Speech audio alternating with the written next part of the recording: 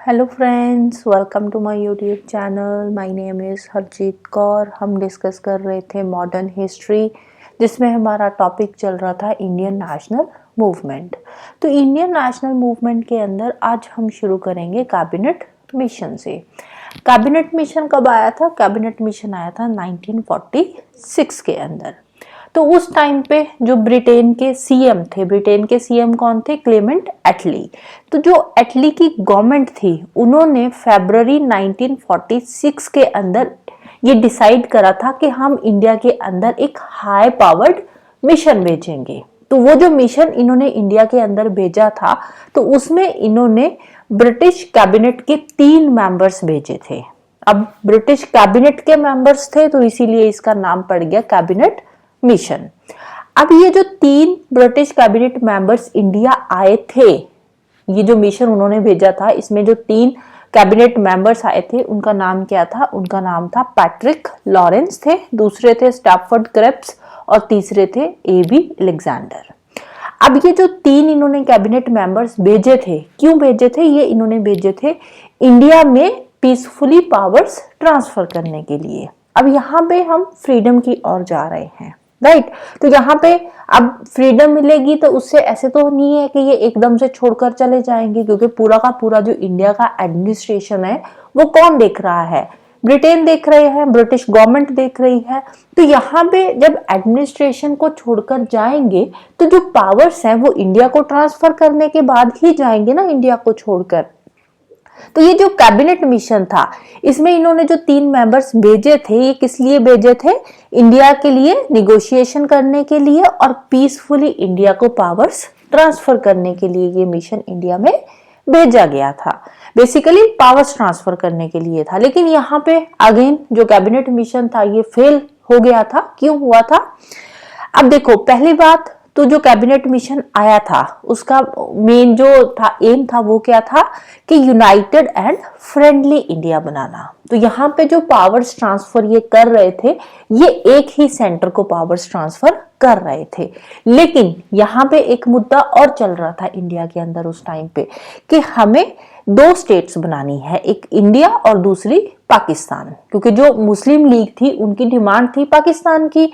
लेकिन ये जो कैबिनेट मिशन आया था, इसमें ये क्या बोल रहे हैं कि हम यूनाइटेड एंड फ्रेंडली इंडिया बनाएंगे। तो इसलिए यहाँ पे इन्होंने जो फुल फ्लेज्ड पाकिस्तान बनाने की डिमांड थी, उसको इन्होंने रिजेक्ट कर दिया था, राइट। तो कांग्रेस की डिमांड यहाँ पे क्या थी? कांग्रेस की अगेन सेम वही डिमांड थी कि आप एक ही सेंटर को पावर्स ट्रांसफर करो। उसके बाद जो भी माइनॉरिटी की डिमांड्स है, मुस्लिम जो थे माइनॉरिटी में थे इंडिया के अंदर, तो जो भी माइनॉरिटी की डिमांड्स होगी, वो ब्रिटिशर्स के जाने के बाद हम फुलफिल करेंगे, उस पर काम करेंगे, जैसे भी हमें सही लगेगा हम कर लेंगे। तो अब यहाँ पे आती है एक बात ग्रुपिंग की। जो कांग्रेस थी वो ग्रुपिंग के फेवर में नहीं थी, उनको कोई इतना नहीं था कि हाँ ग्रुपिंग होनी चाहिए। ग्रुपिंग मींस कि स्टेट वाइज जो हिंदू मेजोरिटी है उसका अलग ग्रुप बनेगा और जो मुस्लिम मेजोरिटी एरिया है उसका अलग ग्रुप बनेगा। तो उसके बेसिस पे यहाँ पे 3 ग्रुप्स बनाए थे इन्होंने, 3 ग्रुप्स यहाँ पे इन्होंने बनाए थे। तो ये जो ग्रुपिंग का इशू था, इसको लेकर कांग्रेस और मुस्लिम लीग जो थी, इन दोनों के बीच में डिफरेंसेस शुरू हो गए, डिफरेंसेस आने शुरू हो गए। क्योंकि जो कांग्रेस थी वो ग्रुपिंग के फेवर में नहीं थी, मुस्लिम लीग ग्रुपिंग के फेवर में थी। मुस्लिम लीग चाहती थी कि ग्रुप्स बने, एक जो मुस्लिम मेजोरिटी वाले स्टेट्स है उनका ग्रुप होगा और एक ग्रुप होगा हिंदू मेजोरिटी का। तो यहाँ पे इन्होंने 3 ग्रुप्स बनाए थे, ग्रुप ए, बी और सी। ए में था हिंदू मेजोरिटी वाला, बी और सी में मुस्लिम मेजोरिटी वाली स्टेट्स थी, राइट। तो बी में थी जो नॉर्थ वेस्ट वाली मुस्लिम मेजोरिटी साइट्स है, और सी में थी जो ईस्ट वाली जो है, वेस्ट बंगाल वाली जो एरिया है, वहां पे जो मुस्लिम मेजोरिटी स्टेट्स है वो आती थी ग्रुप सी के अंदर। तो इसी ग्रुप्स को लेकर ये कांग्रेस और मुस्लिम लीग में यहाँ पे डिफरेंसेस क्रिएट हुए थे। लेकिन जिन्ना अगेन कंपल्सरी ग्रुपिंग के फेवर में थे कि हाँ ग्रुपिंग कंपल्सरी होनी चाहिए। लेकिन कांग्रेस का क्या था कि जो ग्रुपिंग होगी वो ऑप्शनल होनी चाहिए जब तक कि कॉन्स्टिट्यूएंट असेंबली नहीं बनती, राइट। कैबिनेट मिशन के बाद आता है जिन्ना का डायरेक्ट एक्शन रेजोल्यूशन। अब कैबिनेट मिशन में अगेन ग्रुपिंग को लेकर यहाँ पे पंगा हुआ था, जिसकी वजह से जो कैबिनेट मिशन था वो फेल हो गया था। तो उसके बाद ग्रुपिंग को लेकर था कि हाँ जो भी कॉन्स्टिट्यूएंट असेंबली बनेगी उसके बाद होना चाहिए, जो भी कांग्रेस की डिमांड थी। तो यहाँ पे इलेक्शन के रिजल्ट्स भी आ गए। तो इलेक्शन के रिजल्ट क्या रहे, इसमें कांग्रेस जीत गई थी। अब कांग्रेस यहाँ पे जीत गई तो जो जिना थे उनको लगा कि अब कांग्रेस हमारी बात क्यों मानेगी, तो इसीलिए 29 जुलाई 1946 को जिना ने पहले जो कैबिनेट मिशन को एक्सेप्टेंस दी थी ग्रुपिंग के बाद, तो उसको इन्होंने विथड्रॉ कर लिया। जैसे इलेक्शन के रिजल्ट्स आए उसके बाद 29 जुलाई 1946 के अंदर जिना ने अपना पहले जो कैबिनेट मिशन को एक्सेप्ट किया था उसको इन्होंने विथड्रॉ कर लिया। अब इन्होंने बोला कि हम आपके किसी भी प्लान को एक्सेप्ट नहीं करेंगे।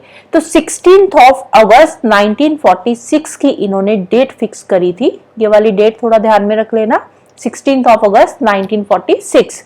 तो इस दिन इन्होंने फिक्स करा कि हम डायरेक्ट एक्शन डे जो है वो रखेंगे। डायरेक्ट एक्शन डे में यहाँ पे क्या था, यहाँ पे इन्होंने अपने तरफ से एक तरह से रिवोल्ट शुरू करा था, राइट शुरू हो गए थे मुस्लिम लीग की तरफ से डायरेक्ट एक्शन रेजोल्यूशन के अंदर। तो इसके जो मेन स्टॉर्म सेंटर्स थे जहां से इन्होंने ये राइट्स शुरू करे थे वो कौन से, वो 3 सेंटर्स थे। एक था कलकत्ता, दूसरा था नौखली और तीसरा था गरमुक्तेश्वर। ये 3 स्टॉर्म सेंटर्स थे, यहां से इन्होंने अपना जो डायरेक्ट एक्शन रेजोल्यूशन था, जो राइट्स थे वो शुरू करे थे। तो और 27 मार्च 1947 को इन्होंने सेलिब्रेट करा पाकिस्तान डे, राइट। इसके बाद बनती है interim government. Interim government again 1946 के अंदर ही बनी थी। अब असेंबली के रिजल्ट्स आ गए हैं, कांग्रेस जीत चुकी है, तो उसके बाद इंटरिम गवर्नमेंट बनेगी। जब तक परमानेंट गवर्नमेंट नहीं आती तब तक इंटरिम गवर्नमेंट पूरा का पूरा एडमिनिस्ट्रेशन का काम देखती है। तो यहाँ पे 2 सितंबर 1946 के अंदर जो इंटरिम गवर्नमेंट के हेड बने थे वो किसको बनाया गया, जवाहरलाल नेहरू जी को। इनिशियली ये जो इंटरिम गवर्नमेंट बनी थी, मुस्लिम लीग ने इसको ज्वाइन करने से मना कर दिया। मुस्लिम लीग ने बोला भाई हम इंटरिम गवर्नमेंट को ज्वाइन नहीं करेंगे क्योंकि इसमें जो कांग्रेस है वो मेजॉरिटी में है। अगेन जो उस टाइम पे इंडिया के वाइसरॉय थे लॉर्ड वेवल, वो क्या चाहते थे कि मुस्लिम लीग इंटरिम गवर्नमेंट को ज्वाइन करे। तो इसीलिए इन्होंने अक्टूबर 1946 के अंदर इन्होंने बोला कि मुस्लिम लीग भी ज्वाइन करेगी इंटरिम गवर्नमेंट को। उसके बाद जो मुस्लिम लीग के ही एक मेंबर थे लियाकत अली खान। लियाकत अली खान कौन थे, मुस्लिम लीग के ही मेंबर थे। इनको इंटरिम गवर्नमेंट के अंदर फाइनेंस मिनिस्टर बना दिया गया। तो ये क्या बन गए, फाइनेंस मिनिस्टर। अब देखो इंटरिम गवर्नमेंट जो है ये एक प्रॉपर गवर्नमेंट की तरह काम करती है, लेकिन ये तब तक काम करेगी जब तक एक परमानेंट गवर्नमेंट नहीं आ जाती, तब तक इंटरिम गवर्नमेंट पूरा एडमिनिस्ट्रेशन को देखेगी। तो यहाँ पे इनका फिर उसके बाद फर्स्ट सेशन शुरू होता है।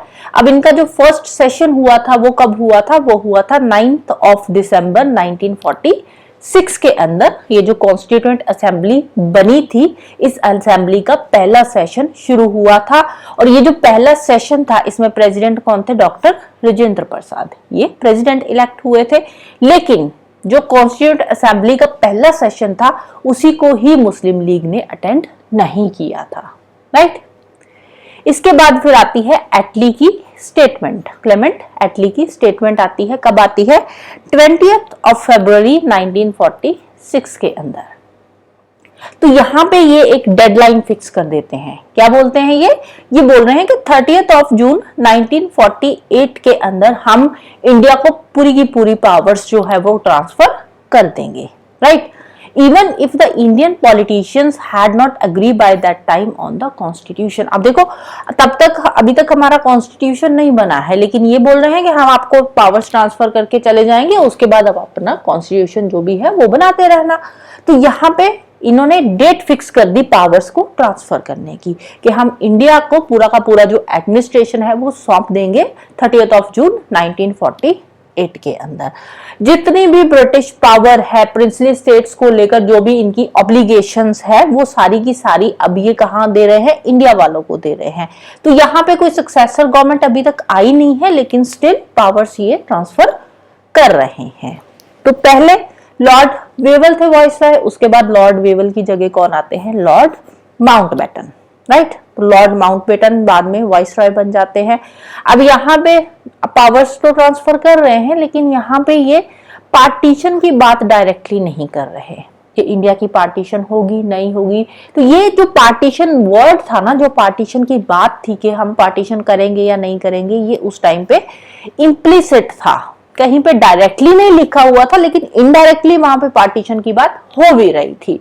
अब इन्होंने कैसे बोला, इन्होंने बोला कि जो भी असेंबली बनेगी, जो कॉन्स्टिट्यूएंट असेंबली बन रही है, अगर उसमें प्रॉपर रिप्रेजेंटेशन नहीं हो रही, किसी भी पार्टी की प्रॉपर रिप्रेजेंटेशन नहीं बन रही, तो उस केस में जो पावर्स है वो एक से ज्यादा सेंट्रल गवर्नमेंट को भी दी जाएगी। एक सेंट्रल गवर्नमेंट है, मतलब ये पूरे को एक ही कंट्री मान रहे हैं, लेकिन यहाँ पे इन्होंने बोल दिया कि अगर असेंबली में प्रॉपर रिप्रेजेंटेशन नहीं बन रही, फुली रिप्रेजेंटेशन नहीं हो रही, तो उस केस में जो पावर्स है वो एक से ज्यादा सेंट्रल गवर्नमेंट को भी दी जाएगी। मतलब कंट्रीज जो है वो डिवाइड हो सकती है, पाकिस्तान इंडिया बन सकता है।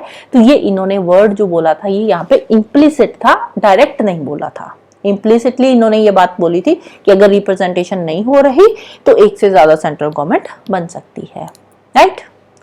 So that's all for today. Hope you like this video. Thank you. Bye bye and have a nice day.